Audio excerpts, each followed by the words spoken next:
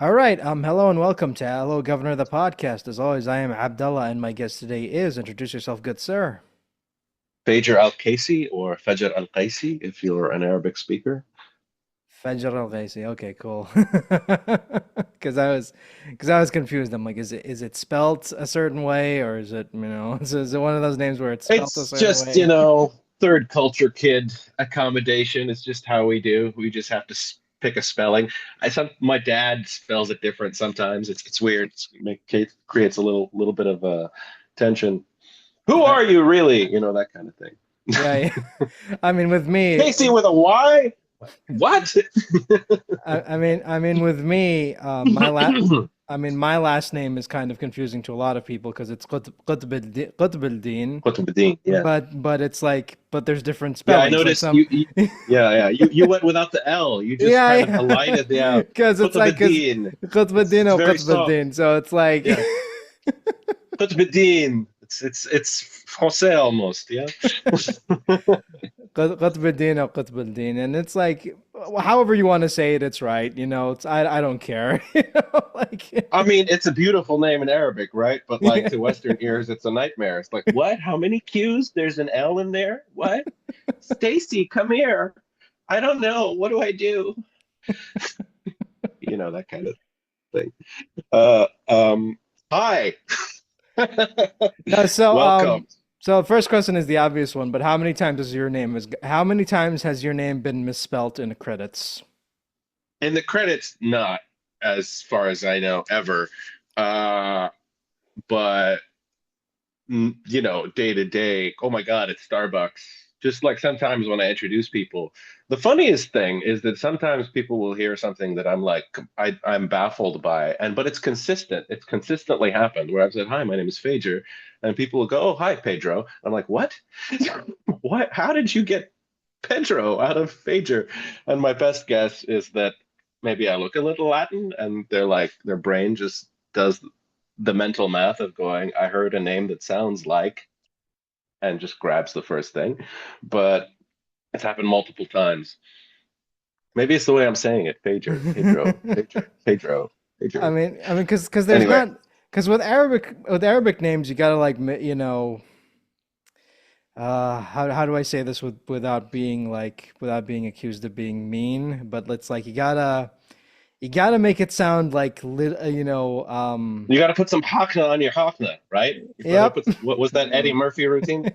Don't put any hakna on my sandwich, whatever it was. I mean, you got to make it sound white to an audience, otherwise, then they'll be like, "Oh, scary You Arab gotta, name. I don't you like gotta that." You gotta Omar Sharif it up. Yeah. Yeah, Amar Sharif. Omar Sharif is scary. Omar Sharif is the nice guy you want to have the dinner. Yeah, we're still there, unfortunately. We're still in that like chestnut a little bit. It's getting better. I can't say it's not. Guys like Rami and Mo doing the work. Uh, Big ups, respect. But yeah, the struggle continues. That's still in there. So, let's get right to it. Like, what made you want to get into acting? Was it something you always wanted to pursue, or was it something you just like stumbled across one day? Yes. It's a little bit of both. It's a little bit of all of the above. I kind of fell into it late. I didn't know what I was gonna do. I felt like it was gonna be something creative or uh, close to writing or storytelling, and like that's still in there. But I fell in love with acting in my late teens, and not really with an idea of like I have this agenda. I have to be this great actor. I just found it really interesting and challenging and kept me engaged with it for a very long time, even to this day, and still a challenge. And I'm still learning all kinds of new things through it. Um, but it did feel like a calling at a certain point where, I looked around and I saw that there was this problem of miss or underrepresentation, and I felt like I could help or be a part of, you know, that solution. Uh, some days are better than others, some months are more aligned with those goals, and some months you're just trying to keep the lights on, pretty much. I'm sure you know. I mean, you gotta be a struggling actor if you want to be. You want to be, I guess. I Well, don't struggle so much these days, but I think I want to strive more, I think is the word I'd like to use. I mean, yeah, you gotta Yeah, want it. You gotta want it. Otherwise, yeah, why are you doing it? correct. I mean, I say this a lot. Like, if you're not, if you don't have that passion and if you're not hungry for it, then why are you doing it? Why are you pursuing it? Right on. I mean, I know it sounds harsh, but like I'm a lot of times I'm like, whenever I see people, air out their frustrations about whichever career path they want to go on, I'm like, well, if you're not happy, why are you still doing it? You got to ask yourself that question. And if this is something you really want to do, there are going to be you need to understand that there are going to be times where you're going to be booking constantly, and there are going to be times where it's all going to dry up, and you're going to spend Yeah, years doing nothing. it's it's feast famine sometimes, and like there's salad days, and like that you've got to be prepared for that. That is a very true thing, and something that is probably the biggest challenge right now, and day to day, as a freelancer or actor in general. I would say actor and then freelancer in general, because um, most work now is freelance too. Like it's not just us. But I don't know. I think the solution to that is to try to do multiple things and try to have multiple ways and avenues of expression, so that when one thing quiets down, you can like work on another project. And a lot of times it's really helpful to like have your own projects and create your own work, even if it may never get made, right? Like it's just about the idea of being in the act of creation, and honing, getting better at your thing, getting better at your skills, learning more about story, etc. You got to keep those creative juices flowing, otherwise, Gotta juice those juicers. You got any of this memeable? Is this a sound bite? Are we looking for clips? I And tell don't me, by the way, if the audio is good, or if you need anything else on my end, by the way, because know. all this is just It's fine. I mean, I recorded. Well, I tried recording an episode with someone on an iPad who was using an iPad, and I'm like, oh, this is like, not sponsored content, Apple. Right. it's like, it's just weird to me because like there's this person who, I love him to death. He's one of my best friends, but it's like I'm not, I wouldn't say best friends, but like someone who I respect, and he's a veteran of the industry. And I'm like, you know what, dude, and he's like, I gotta record everything on my iPad. I can't like, I don't know how to do anything without my iPad. And it's like, oh God. Is he a person of a certain age? Is there like a boomer I mean, thing happening there? I mean, let's just say he's been a veteran of the industry for decades now, and So yeah, yes. Yeah, there's a weird like technological literacy thing, and like I can't blame people. It sort of just happened overnight, and you're expected to know like what a root directory is. Um, I still don't really know. I mean, I think it's C. C is the answer. I want to say C.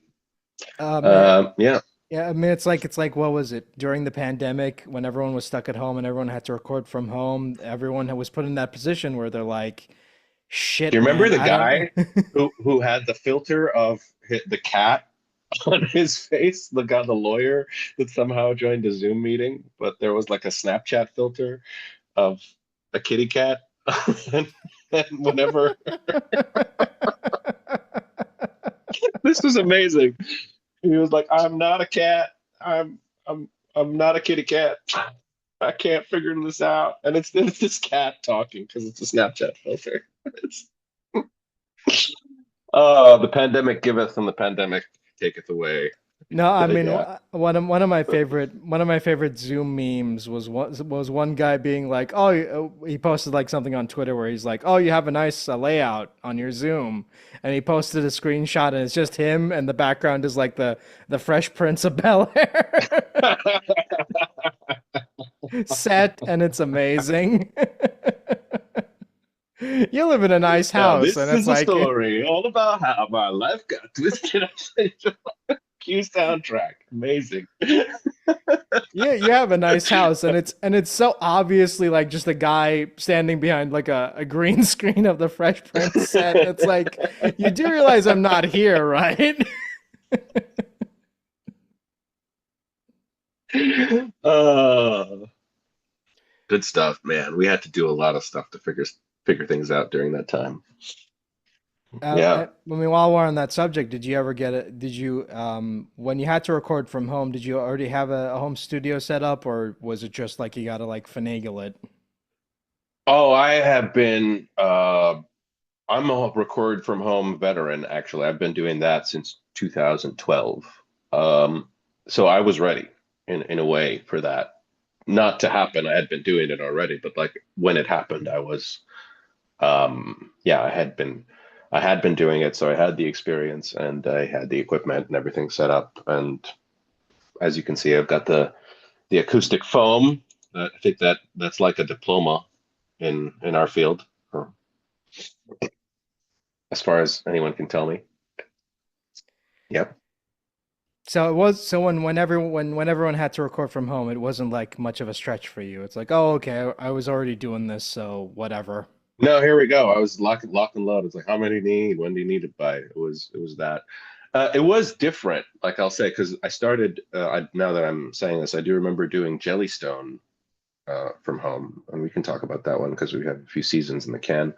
Um, um, and everyone was doing it from home, so they had to kind of figure out how to get us the animation live fed through the internet while recording us and having someone else engineer remotely and also be in your ear to direct you. So there was a lot of plates to spin and hats to juggle and things like that. And I did learn quite a lot. But ultimately, now we're back in the studio because now, as long as we have some COVID protocol or something that we can follow, masking, whatever, um, it's just a better sound. It's just like so much better to record in their dedicated spaces than in my, it's good, but it's still like a closet in a house, right? And if Mrs. Davenport has to do laundry, we're SOL. I don't know if my neighbor's name is Mrs. Davenport. I'm just giving her a pseudonym right now. But No, speaking of Jellystone, like how did that whole thing come about? Was that an audition or was that like a call in?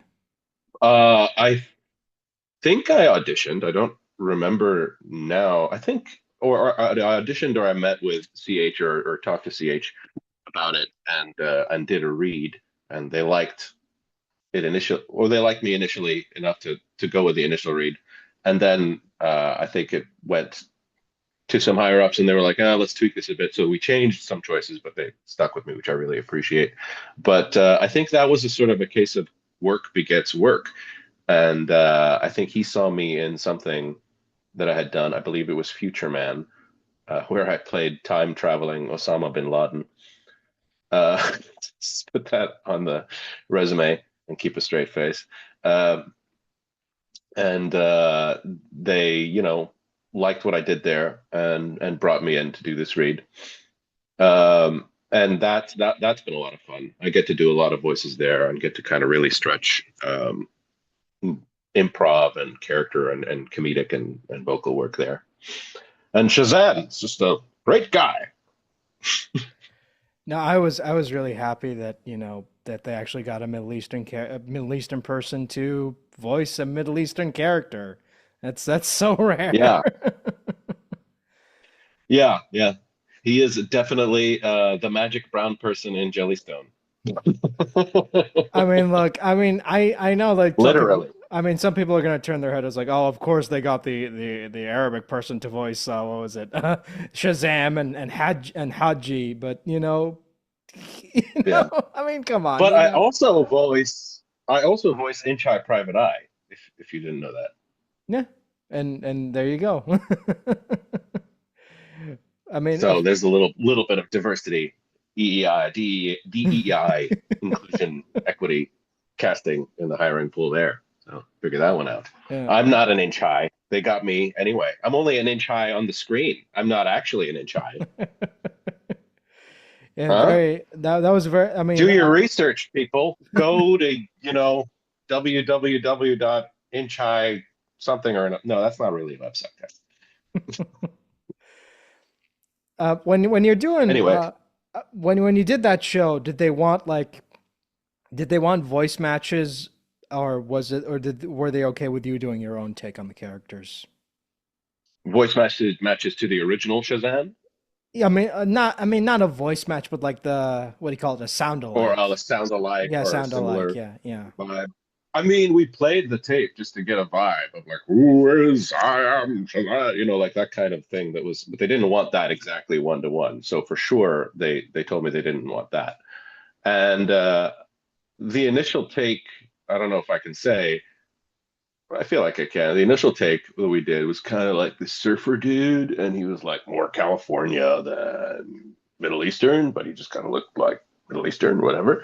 But we that was the thing that we wound up tweaking. We brought him back to this kind of little bit of a. I guess that is a bit of a compromise between the old Shazam and like a newer version of him, right?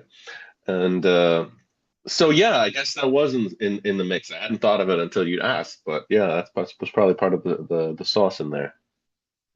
Yeah, because I'm a huge Hanna-Barbera fan. I mean, I'm again, I unironically like those cartoons, and I do think Oh, they're great. Jellystone. I can't even tell if they're supposed to be for kids or not. I really like.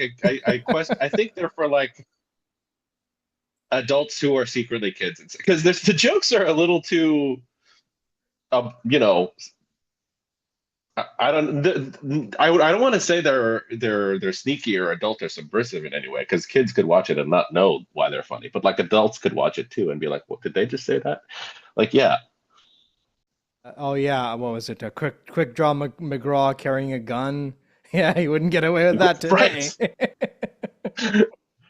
Or Jabberjaw, kind of like basically jumping everyone's bones in one episode, for lack of a better word. I can't phrase it any other way. Yeah.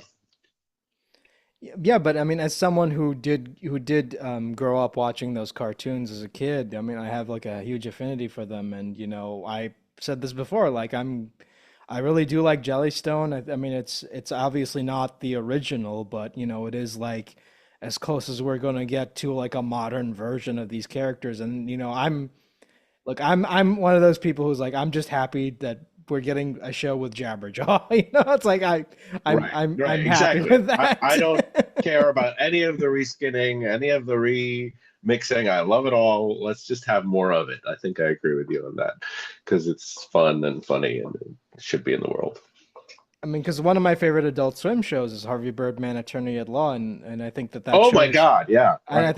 think that show is a billion times funnier if you're familiar with those characters. Because if you're not familiar with the Hanna Barbera universe, you're just gonna be like, but if you are familiar with it, there's a lot of jokes that only like the It's very true. subversive. Yeah. What was the other one? There was Bird Girl is also one of my favorites. That is that kind of, I guess that's, is that in the same unit? It's in the same universe as Harvey Birdman, right? Yeah. I mean, Sequel. I mean, Bird Girl is kind of weird because you can tell that they wanted it to be a spin-off, but then Jellystone happened, and then they're like, "Well, we can't use any Hanna-Barbera characters for this," and it's like, Right. but you can I don't still know use. any of that stuff. I don't know any of the inner workings of that. They just pay me to do the voice. And yeah. But I mean, apparently, like this is a whole thing where it's so stupid. Where apparently now they're like, oh, you can't have two Batmans, otherwise people will be confused, and it's People like, will be confused. We've had 8 Batmans. That we have to figure out the plural of Batman. yeah, Batmen. yeah, Eight Batmen. it's so stupid because Eight Batmen. I mean, because I remember listening to an interview with George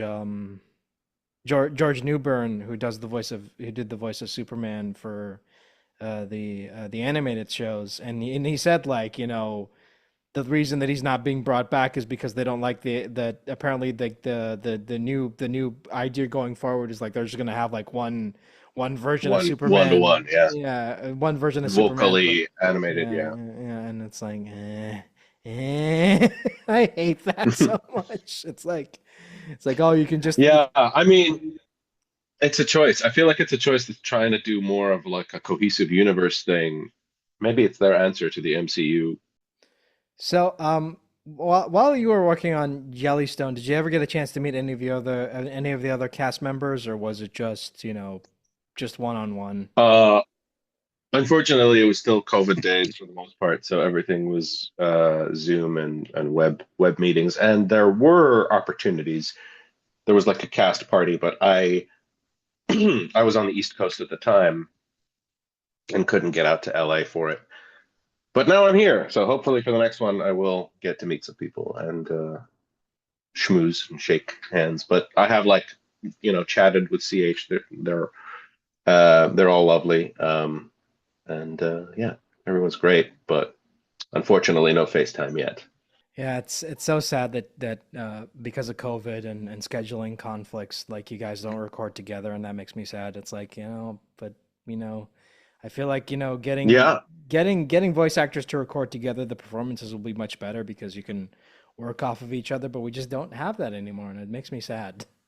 Well, yeah, it's like it's having your cake and eating it too, right? Like you want to be able to cast from like the widest pool of talent and be able to have people from all across the country do your project, but then they all can't be in the same room and riff off of each other. And like I don't know who even does that anymore. I'm sure some people do, and in some places, in some cases, like in Audible, they have the capacity to do that, and sometimes they do. They bring in multicasts to do the readings of multiple character books together, and I do think that adds something. But like you said, but it's logistically a nightmare. I imagine. Yeah, especially when, I mean, I get it, I get why they do it, but as someone who grew up with, well, you call it the DC animated universe, I do miss that era where, Yeah. because Andrea Romano insisted like every actor she ever worked with had to record ensemble because she knew that the performances would be a lot better, and she was right. You watch those shows and it's like, yeah, of course the performances are great because everyone recorded together. And we just don't have that anymore. And it It's makes me it's sad. so old school. It's amazing, and I would love to do something like that. I wonder if it'll be I wonder if it'll be brought back because a lot of times a lot of this is decided by I think accounting, right? I think like budgets and line items and things like that. But I wonder if you miss out on stuff like performances like Kevin Conroy's Batman or something like that, right? Or go ahead. Yeah, I mean it's just I don't know. I mean I don't want to sound like an old fart being like, oh, everything was so much better back in my Hey! day. But Breaking news. Two old men shake fist at sky during podcast. You kids don't understand the cartoons. My cartoons. Yeah, we're talking about cartoons too. Back in my day. Speaking of Gundam and cartoons, someone showed me the glow up images or like the old images of the old Xeon characters and what they look like now. And I think Shalia is like the one that got like the biggest glow up out of all of them. All right, let's talk about the memes. What was your reaction to the memes? Let's get this out the Pretty good way. memes, right? I haven't seen that many. I saw Shar and his boys. That's the only one I saw, right? Like the one that kind of like looks like Spider-Man's Rogues Gallery. Because look, I mean, I'm not that big of a Gundam fan, but when I saw those memes where it's like this is what he looked like in the original series versus what he looks like now, I laughed so hard. I'm like, God.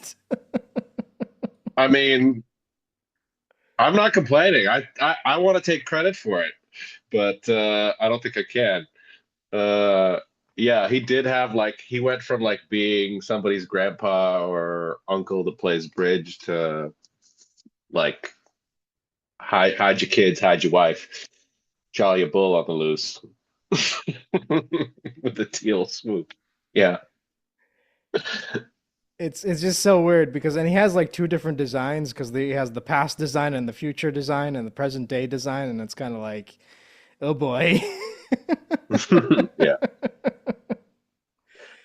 I mean, they're doing some cool stuff with the show. I hope people stay tuned. And yeah, I can't say anything beyond that.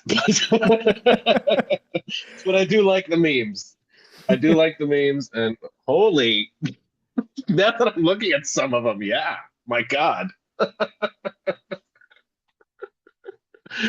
All right, gotta send these to my girl. I told you they're great. I mean, that's the only reason where it's like, look, if I'm gonna talk about this show, I need the meme guy. I need the guy who gets the most memes.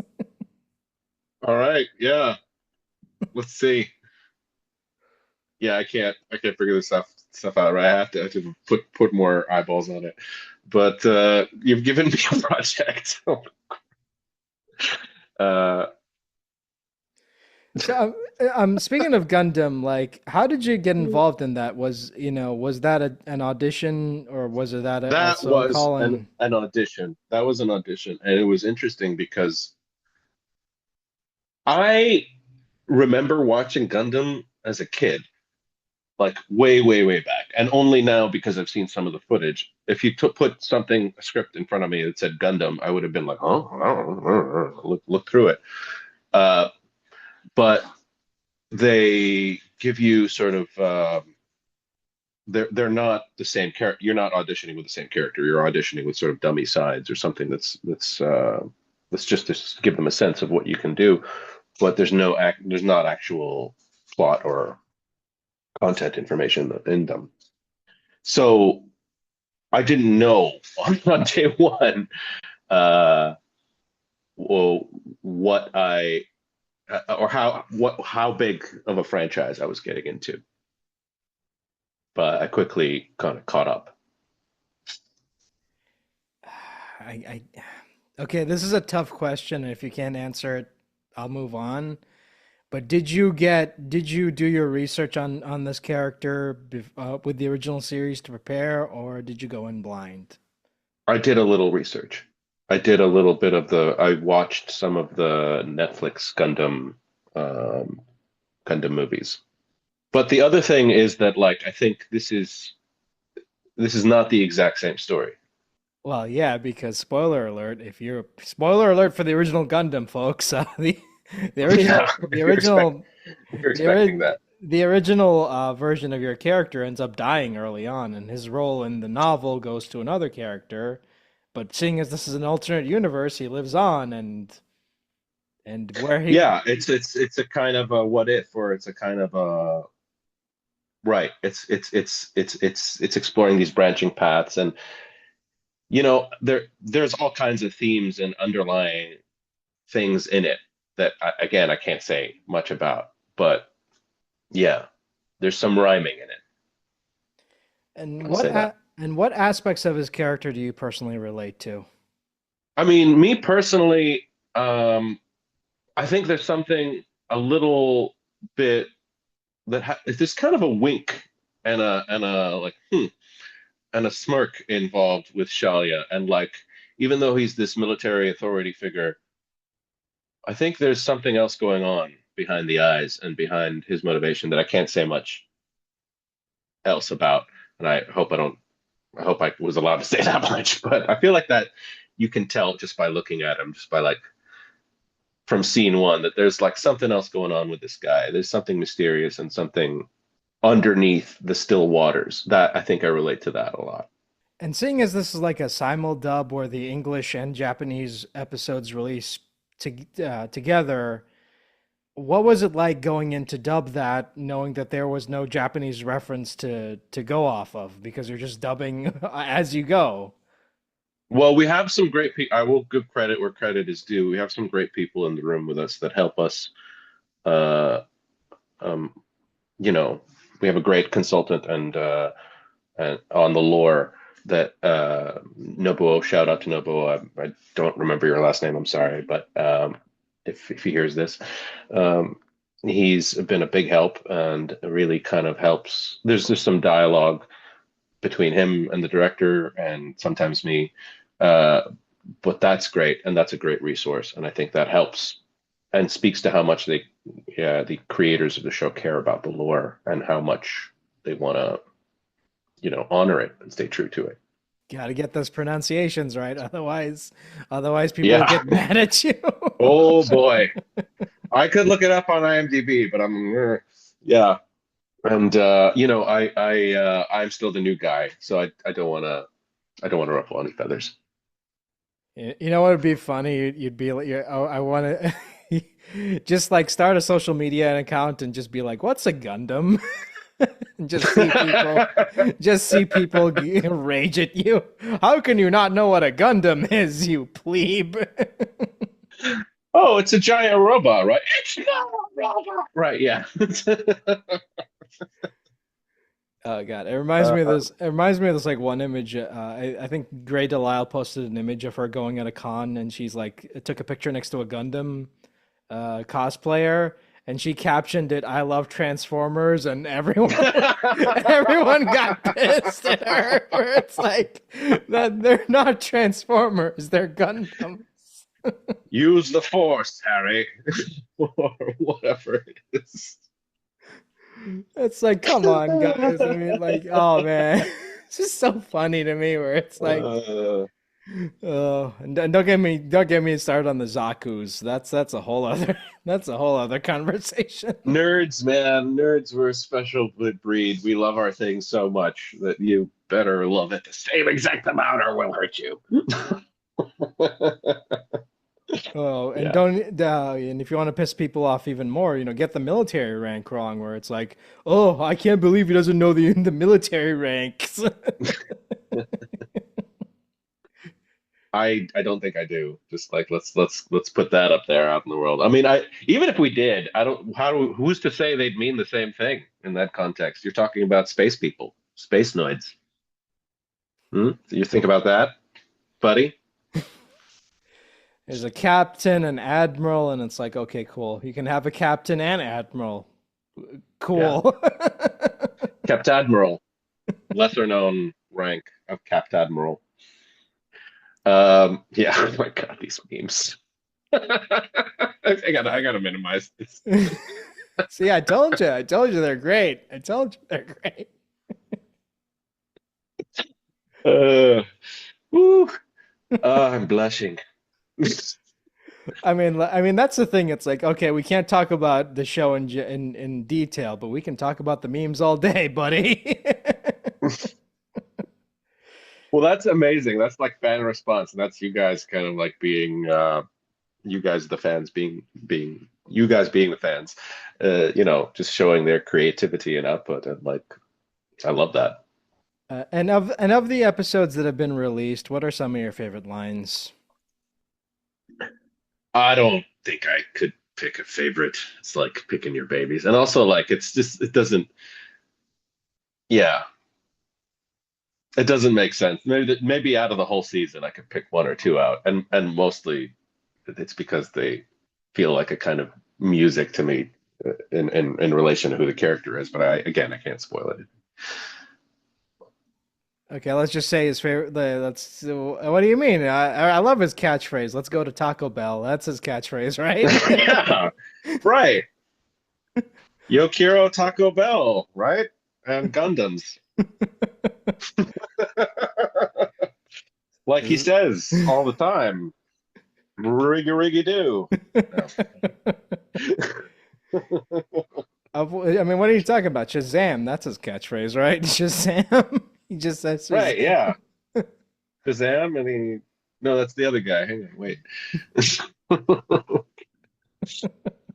His catchphrase is, "I am the number 2 inch high private detective in all of Jellystone." No, that's not. That's not him. That's not him. That's not him. Hang on. Uh, there's a lot of people in here. And how did Take you a number.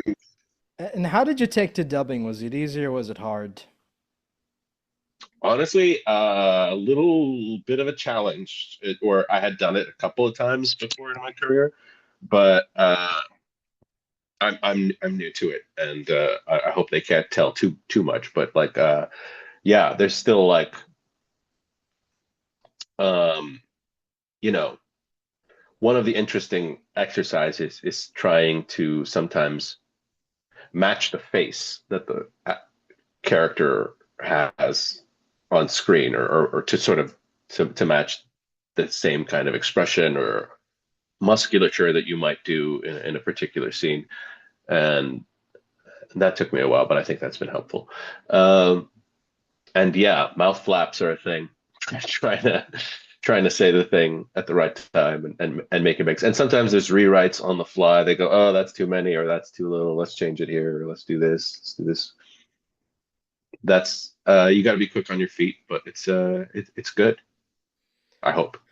Oh, there's nothing more annoying than giving a good read and then having the director tell you, "Oh, we gotta take it again because it was too short or too long. Didn't match the Oh flaps." yeah, right. Or sometimes they like put like uh, a metric ton of content in that, and like you're supposed to like speed through all the language and get it out and have it sound natural.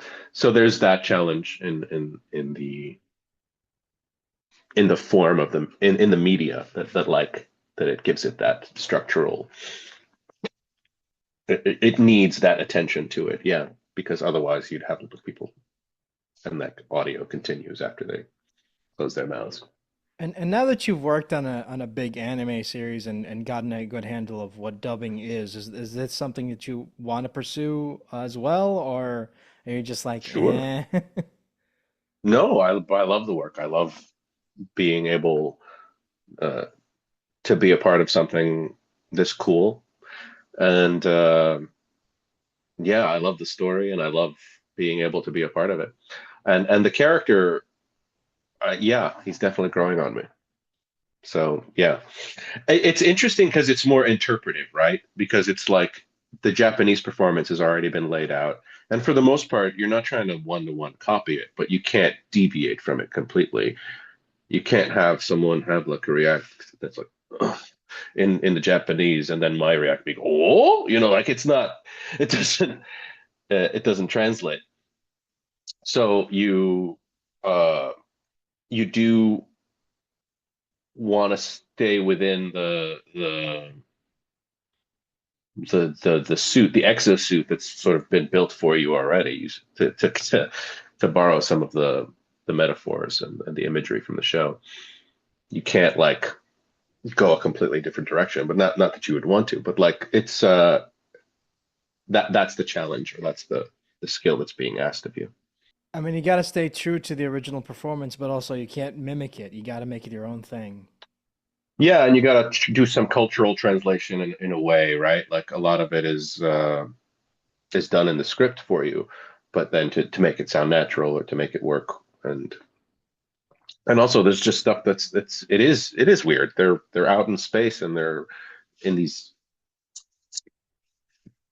yeah, in these giant space battles. Anyway, yeah, not to be too spoilery.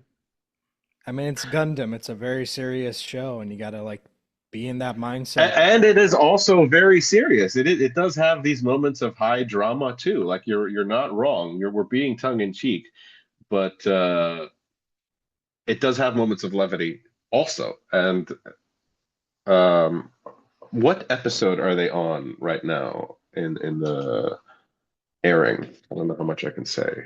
I mean, we're as of recording, this episode 3 has aired, and that's it. The first 3 episodes are Right. out, and anything anything that happens after that is uh, I have no control over. And if you're listening to this or watching this after episode 4 has come out, I am sorry we didn't go into any specific detail. Uh, right. So yeah, so we've met Machu, and like we know. I don't want to say anything about plot. I'm not gonna say anything about plot. Okay, because that's the problem. It's like, yeah, you can, Yeah. you're like, Yeah. I want to talk about this like specific thing, but I know it's gonna come back later in like a later episode that Yeah, has I big, can't. I and it's can't. I don't. like, I'm just gonna be safe. I'm just gonna not say anything. Uh, just gonna, I'm just gonna say it's super cool. It's in space, and there's not robots, mech suits. So Okay. Okay. Have you considered collecting Gunpla? Is are you ready I don't even. Are you propositioning me, sir? I do not know what to do. Uh, yeah. It feels like a Swedish sex act. I don't know what that is. You don't know what Gunpla is? You work on Gundam and you don't know. It's the model kits. The model kits. Oh, The that. Yeah, no, I don't know the slang. I don't know the streets talk for it. We just called them models when I was a kid. God, Yeah, I used to have the Grendizer stuff. I don't know if that's a thing. okay. Yeah, and you know he's Middle Eastern because he mentioned Grendizer. You know he's Middle Eastern because he mentioned Grendizer because people don't believe me, man. But like Grendizer, like that's the shit here. Like that's so huge here. You guys have no Yeah, idea. I mean, I feel like it's just a reskin, right? It's a reskin of Gundam, might No, be. I don't know. I don't want to. it's a It's a reskin. whole thing. It's a reskin of Mazinger Z, the other mech show. Oh, okay. Oh, all right. You But it say was so. Yeah. but it's like it's so weird because like it's not popular anywhere else but the Middle East because it just I don't Yeah. know. I don't know. That design, that mech design and that 70s aesthetic just it speaks It to just different does people. something to those guys, those though bros. I'm one of them. I am Thob, bro, or I was. Yeah, yeah. That was my. I mean, this stuff is as old as me, right? Like that's the other crazy thing. It's got like such an insane following and root structure underneath it already that it can be, daunting and intimidating to be a part of. But it is truly an honor. It is. Yeah, but honestly, I'm at that point in my life where I'm like, I just look at the people who collect all the model kits and put them together, and I'm like, no, I can't, I can't do that. That's way too much for me. That's the I'm thing. like, It's so many hours, right? Like you gotta have some time. And yeah, yeah. I don't know I'm, if I do. I mean, and that's the thing. It's like, I would love to collect these things. I would love to put them together, but I don't have the time. I don't have the time or patience to do that. It's like how many hours does it take to build one model kit to make sure it looks great? Oh, 30 or 40 minutes? Nope. 30 or 40 hours? Yep. Right. Just And you need like the whole rig. Like I have a friend who has the magnifying glass like thing where you like get in and do the details and yeah, it's dedicated. yeah, and sometimes it's like, well, it's not painted and you got to paint it yourself. And I'm like, why? Why are you doing this? Why are you putting this on me? Come on, guys. This feels like work now. This feels like the self-checkout line at the grocery store. Am I just doing the labor? Is this just like, yeah, It's like, oh, that's cool. How much is this? Oh, that's not too much. And then it's like, oh, I got to put it together myself. No, thank you. tell you what, if I keep at this for a few more seasons, I'll do a gun whatever you said. Oh, yeah. And then I feel bad, and it's like, well, I sent him down this rabbit hole, and he's in way too deep. And now he's the gunpla con guy. Yeah, no, I don't think so. Because look, man, I see people posting their model kits on social media, and they're like, oh, look at this thing I built, and I'm like, okay, that's cool. Good for you, buddy. Good for you, sir. I will never have that patience. Like, because if you give me that, I'm like, I would quit after like 2 or 3 minutes. I'm like, this is stupid. I don't want to do this anymore. I mean, it used to be model ships, right? Like that's like this is the direct like before for train was it train kits before Gunpla, before Gundam or before anime, before the anime version of this, what was the model kit that people built model trains, I think, and model train sets. And before that, it was like ships in a bottle, and all of it is on the autistic spectrum. Just FYI. little bit, a little bit, possibly. I mean, I just look at that stuff and I'm like, who has the time to do this? Like, because again, I don't have the time to do this. I don't have the time or patience to do this. I'm at that point in my life where, like, look, I'm in my mid 30s. I don't got time for this shit, man. I just don't. True, true. So, I mean, outside of voiceover, what are some of your personal hobbies? I'm a big gamer. I do a lot of video games. I would love to voice some more video games. I've done a few, but would like to do more of that. Um, I cook a lot. Um, Work out, kind of at the trying to just maintain physique phase, but still, it's I feel like I have to call that what you have to call that one of your hobbies once you get to be a certain age. It's just maintenance, but like it still takes up enough time that like, yeah, fitness. Um, what else? I'm a big avid reader, and partly for work, but and also just because I love story and feel like I am more in service to story than acting sometimes. But and writing. Sometimes I'm working on a few writing projects as well. So that's a few plates, but that keeps me pretty busy. I also have a cat and a dog, an elderly dog. So we're kind of like pet butlers at this stage also. The guy gets 6 walks a day. He's all right. Working on so many creative projects, how do you find the time to balance your work and personal life? Yes. I don't is really the answer.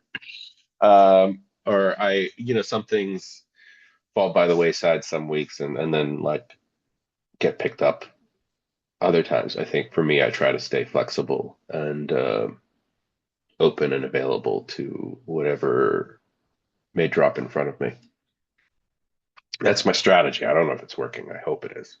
Um, I remain optimistic. It's some days it's just keeping your head above water with the tasks you have to do, and some days it's like, oh my God, it's so idle, and what am I going to do with myself? And all the existential angst and crises come out at that time. But a lot of the job as an artist and as a freelancer is managing that feeling and managing your expectations and rejections and what you can do with them and also just managing your time and your resources and figuring out, okay, I got this block. Maybe I can throw some energy at this creative project that I've had cooking. And like, I don't, who knows if anything will ever come of X, Y, or Z, but I think the energy is better spent in those ways. And like, I'm saying this and I hope to follow my own advice, right? Like I also might spend an hour scrolling and feel bad uh, instead, like everyone does, because, we're humans, humaning on a big giant rock that's floating in a ball of nothing. And if that isn't enough to make you crazy, I don't know what. Yeah. I feel you, man, where it's like a lot of days I wake up and I'm like, okay, today's gonna be the day where I'm gonna get this big thing off the ground, and then I just spend hours and hours just scrolling the internet looking at stupid Yeah. stuff that doesn't matter, and it's like, Yeah. what time is it? Oh, it's like Oh, 9:30. Oh, play. oh God. Oh shit, there goes the day. Yeah, I guess I didn't do that big project. And the other thing is like it's too big a project. Your brain goes, "Nope, I don't want to do it." Hmm, excuse me. And one of the things I say to myself and have said to like friends and family is like, how do you eat an elephant? I mean, you don't. I guess that's the that's the answer. One bite at a time, right? Like you just the point is if it's a big project, you do it one little thing at a time. You do one little thing, and then you do the next little thing, and then you do the next little thing. And pretty soon you're eating an elephant. I mean, Phrasing. I I don't mean, know. I mean to put Can you it do to, phrasing in Kuwait? I mean to do it. Will we get arrested? I mean to do it in to put it in more nerdy terms, It's like the final boss. You gotta like Yeah, you chip gotta away chip. at You it. gotta Yeah, grind. You yeah. gotta go grind and get some gear. If you're doing like a Dark Souls run of something, you gotta go fucking get the Phantom Step dagger dodge, shadow dodge thing to bypass Godrics, whatever. I forget their names. But it's yeah, it's that. It's exactly that. That's the same mindset. Yeah, because like if you're not doing that, then you're not gonna get anywhere. Like you have to. And look, man, I get that there are gonna be days where you just feel overwhelmed with everything that's going on in the world and all this other nonsense, and you're just like, Oh my I don't God, wanna, yeah. I don't wanna think about doing anything else. But you gotta get off your ass and just do the work. And sometimes it'll pay off, sometimes it'll not, and that's Yeah, life. sometimes it's enough for it to just be a little bit of work. It doesn't, you don't have to like solve all the problems at once, I think. And I think that's one of the things that that stymies me. So I like to repeat that that's not necessarily the case. And what was the best and worst piece of advice you've ever been given as an actor? Oof.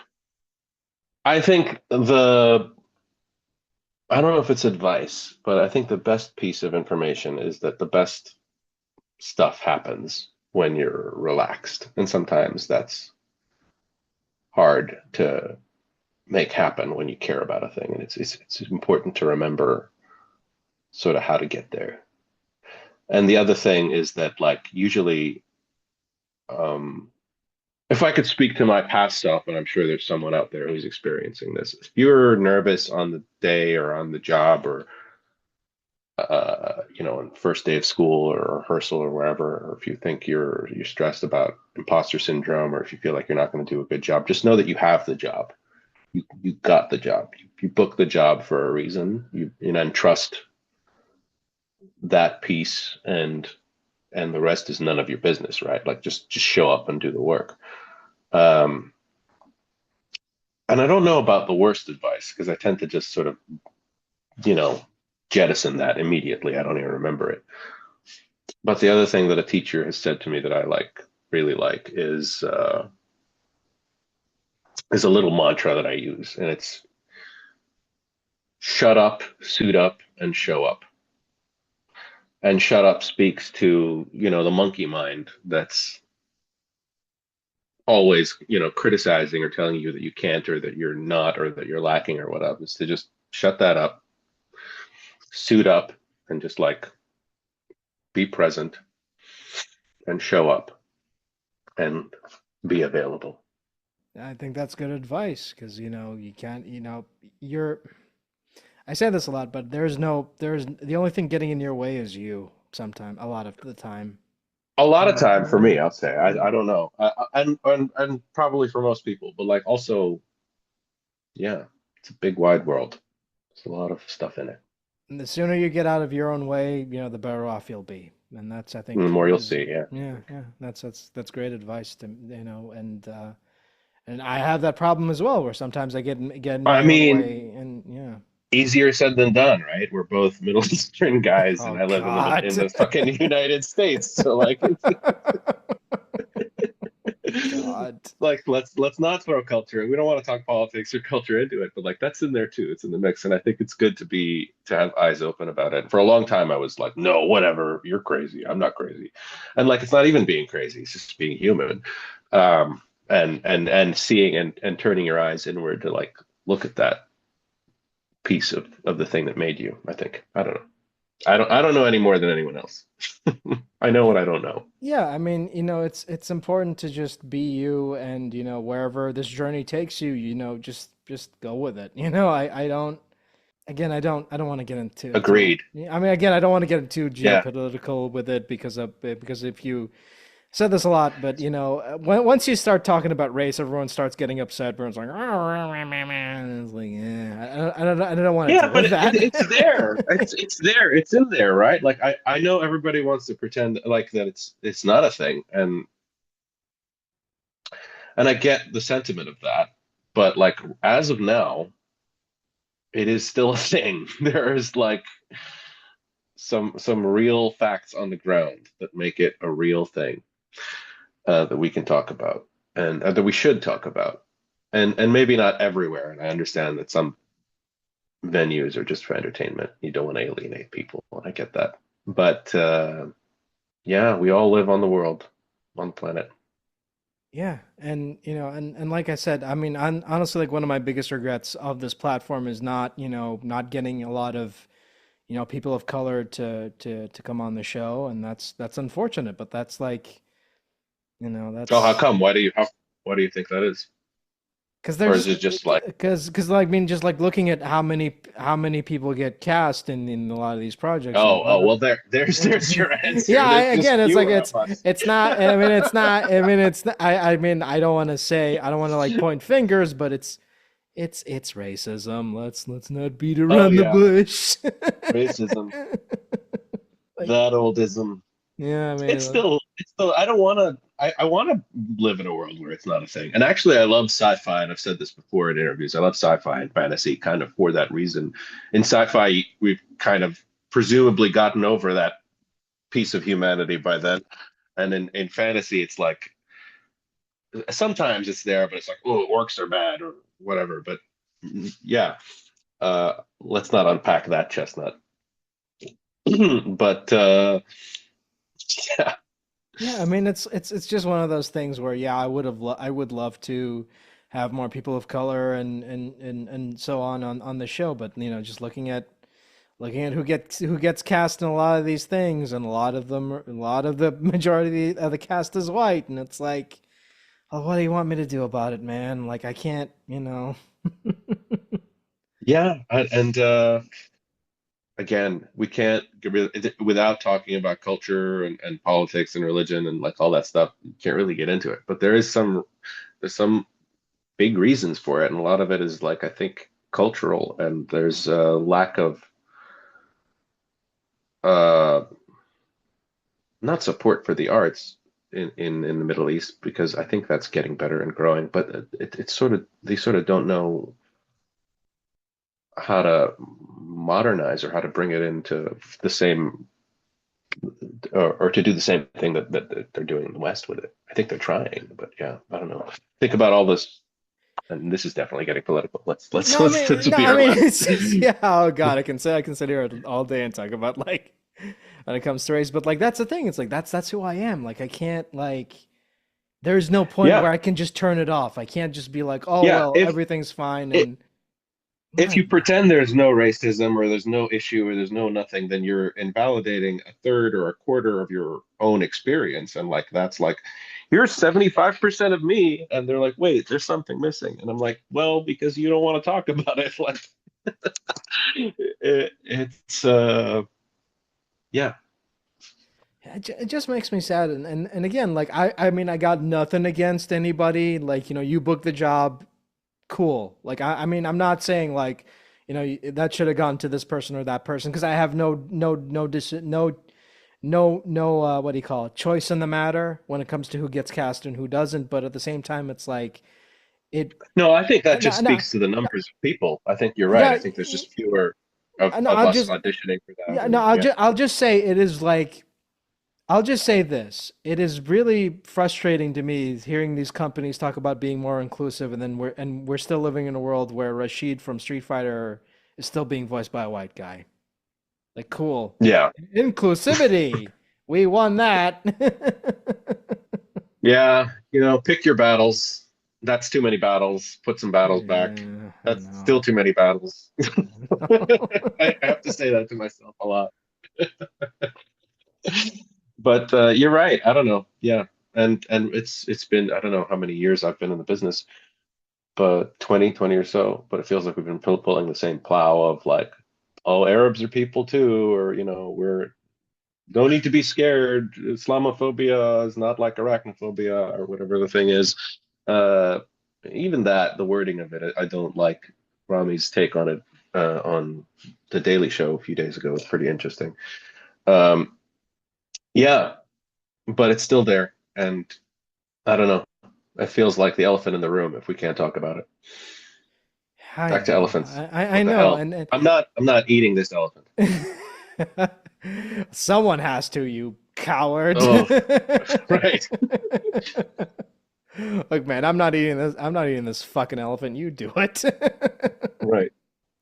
Can you before I wrap this up, can you give us an update on what you're currently working on and where can people find you online? I have a website that's not up to date that is on my list of things to do. It's fageralkc.com. I am also at Dear Fajer on most of the socials, DearFajer, on Instagram and Twitter, I think. Um, yeah, I'm working on some audiobooks right now. That should be fun. I'm working on a biography of MBS, unofficial, I think. Um, and I just recorded a book by Faisal Huq about AI, which should be available for pre-order, and a couple of fantasy titles that are also available for pre-order. So I try to keep pretty busy. But other than that, I'm auditioning. I'm in Los Angeles and elsewhere. Um, and yeah, just grinding away. Also, I wanted to ask, like, you mentioned that you used to be New York based and you moved to LA. Was there a specific reason you moved, or was it just the work, or was it just like I mean, I work? still maintain a base out there as well. So I'm trying to do the bi-coastal thing, I guess, is the short answer to that. Um, the longer answer is we hadn't done LA and felt like time for a change of scenery. And the sunshine is really nice, you guys. Oh my God. I was so skeptical for so long, but it really does a lot to not have seasonal affective disorder 6 months out of the year. And how do you feel like that affects your career, booking opportunities wise, if you're trying to do the whole by coastal thing? It's too early to say. I don't have enough data for you yet, and I think I'm still figuring it out at the stage of my career, which is I like to call the middle, scraping to get to the middle. But um, yeah, I will ask me in a couple of years, and let's see. I'll hopefully have better answers for you. But I feel like I'm still starting out on the journey, and it's been quiet here. And I think people tell me that that's unusual, that it should pick up again, but we're just kind of limping back from a strike. There's a lot fewer shows being done. There's this California tax credit, um, keep rolling initiative, I think is what it's called. That's like this stuff behind the scenes affects a lot of like what work and where work goes. And like there's still I don't know the ins and outs of things like this, of like whether things get cast in LA and move out to, Atlanta or Georgia or wherever. And there's a lot of political, like, is this a union state or not? I think factors that go into play for when a production decides what it's doing or where it's going. And like, I think I can't do anything about that other than be ready and like maybe vote on the political initiatives that bring more work to my particular state. But yeah, write your Congress people, I guess. All right, thank you so much for taking the time off to do this. This has been a wonderful conversation, and if you ever want to come back, you know where to find me. All right. Thank you so much, man. Thanks for All right, having me. all right, take care. Bye bye.